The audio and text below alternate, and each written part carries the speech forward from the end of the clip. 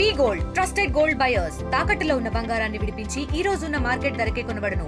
మరిన్ని వివరాలకు సంప్రదించండి 77710720. నా ఎక్కడ ఉన్నారు? ఏ రోడ్ అనేది? దాచపల్లి తెంగడ రోడ్డా? ఎలా ఉంది? మీరు ఎందుకు మాస్క్ వేసుకున్నారు? మాస్క్ ఎందుకు వేసుకున్నారు?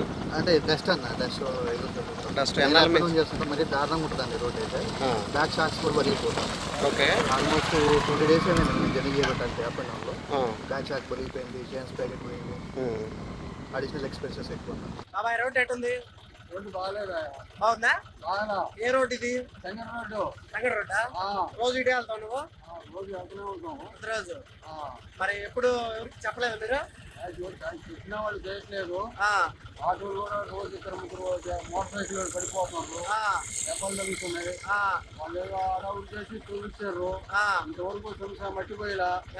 ఏం ప్రభుత్వం ఈ ప్రభుత్వం ఇట్లా చేస్తేనే రెండోసారి మళ్ళీ ఓటు వేయకుండా పోయేది. అంతేనా? ఓకే, ఇబ్బంది పడుతున్నాడు అయితే. బాగా రోజు 5 పడతారు బైకుల మీద.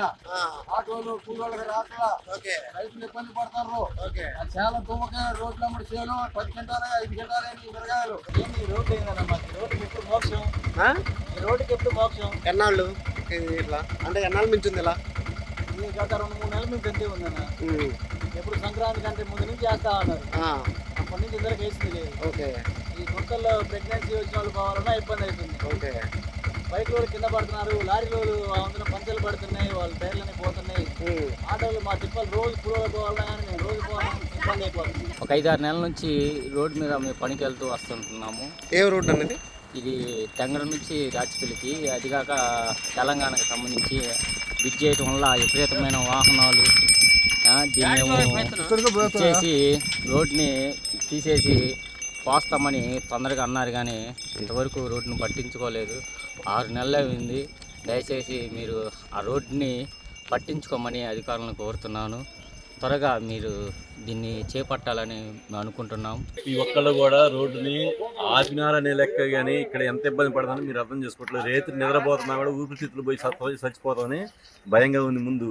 అది కొద్దిగా మీరు గమనించి ప్రతి ఒక్కళ్ళు కూడా ఎందుకు ఇంత ఇబ్బంది పెడతామని చెప్పి మీరు ప్రతి ఒక్కళ్ళు కూడా ఈ రోడ్డుని చూడండి. ఒకసారి మీరు చూస్తే అర్థమైంది. ఆ దుమ్ము ధూళి మొత్తం కూడా రేయం బౌలు కూడా మేము ఊపిరి తీర్చుకొని ఊపిరితిత్తుల భయంతో మేము చచ్చిపోతాం.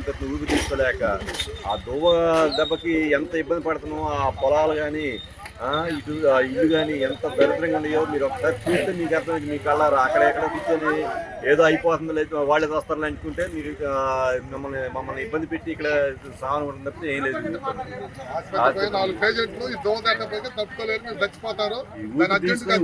తీసుకోలేకపోతే వెయ్యం రోజులు ఇక్కడ ఇంత ట్రాఫిక్ కూడా ఆడవాళ్ళు కదిలిచ్చారు. మరి కదిలికుండా ఒక రకంగా వచ్చేది ఈ బళ్ళు కదిలిసరికి మొత్తం వాళ్ళ ఇష్టం వచ్చినట్టు స్పీడ్ పోతారు, దుమ్ము దిగిపోతుంది.